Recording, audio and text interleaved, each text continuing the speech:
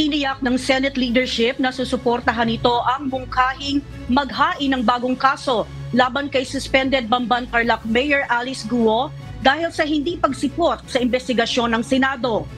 Ayon kay Senate President Francis Cheese Escudero, sakaling irekomenda ng Senate Committee on Women na maghain ng reklamong paglabag sa Article 150 ng Revised Penal Code na disobedience to summons o hindi pagtugon sa pagpapatawag ng Kongreso at Constitutional Commissions, aatasan nito ang Legal Department ng Senado kung sino ang maaaring maghain ng reklamo.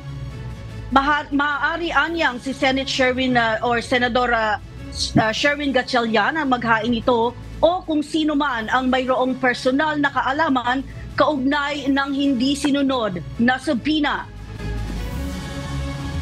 That is part of the recommendation. Then we will ask legal to look into it kung sino yung pwedeng maghain ng complaint affidavit na empleyado ng komite.